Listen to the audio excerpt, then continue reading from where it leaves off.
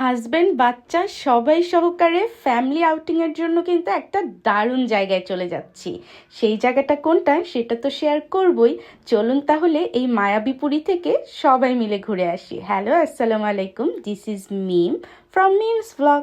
গরমকালে যত জায়গায় ঘুরতে যাই আর না যাই, কিন্তু এই জায়গাটা না গেলে কিন্তু মিস। এমনকি আমার পরিচিত সবাইকে কিন্তু আমি বলি যে এখানে একবার না হয় তোমরা যেতেই পারো। তবে সব থেকে মজা লাগে যদি এখানে সবাই মিলে পিকনিক করা হয়।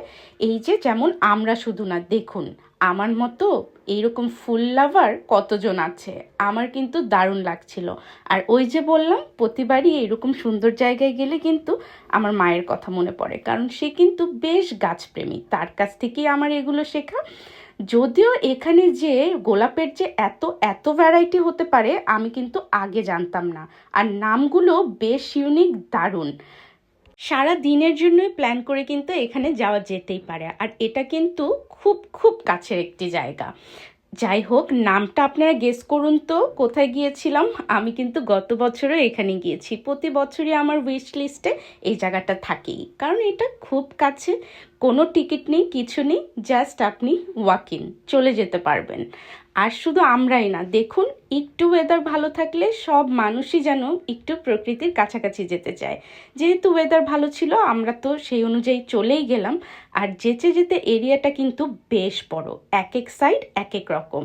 মনে হবে কখনো এটা বেশি সুন্দর না ওই পাশটা বেশি সুন্দর। যাই হোক, আমার কিন্তু পুরো এলাকাটাই দারুণ লেগেছে। আর বাচ্চাদের জন্য আমি বলবো চাইল্ড ফ্রেন্ডলি জায়গা, কারণ এখানে কোনো ধরনের প্রবলেম নেই। ফ্যামিলি নিয়ে দারুণ সময় কিন্তু কাটানো যেতেই পারে। আচ্ছা, আপনারা কে কে গিয়েছেন মাধবকুণ্ড ঝর্ণায়? আমি কিন্তু বেশ ছোটবেলায় আব্বু আম্মুর সাথে গিয়েছিলাম। আর এই ঝর্ণা দেখে কিন্তু আমার সেটার কথাই মনে পড়লো, কারণ আমরা একটু একটু করে পাহাড় হাইকিং করে কিন্তু মাধবকুণ্ডের একদম সেই ঝর্ণার কাছে চলে গিয়েছিলাম ফ্যামিলি সবাই মিলে। যদিও ওটা সেফ ছিল, প্যারেন্টসের সাথে গিয়েছিলাম, তাই এই ঝর্ণাটা দেখেও মনে হলো উপরে উঠে তো দেখতেই হবে কোন জায়গাটা থেকে আসলে এটা চলে আসছে। যেই কথা সেই কাজ, আমরা কিন্তু ওখানে গুটি গুটি পায়ে যাচ্ছিলামও।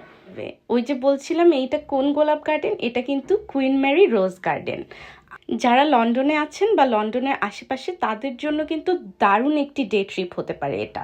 আমরা যেমন ইস্ট লন্ডন সাইডে থাকি, সেখান থেকেও কিন্তু একদম কম সহজে অল্প সময়ে আপনি ট্রেনে হোক গাড়িতে হোক যেভাবেই আপনি চলে আসতে পারবেন। ট্রেনে আসলেও এখানে ট্রেন স্টেশন এত কাছে যে আপনি জাস্ট হেঁটেই চলে যেতে পারবেন। আর গাড়ি হলে তো কথাই নেই, আপনি সুন্দর করে পার্ক করে একদম পার্কের সামনে রেখে আপনি চলে আসতে পারবেন।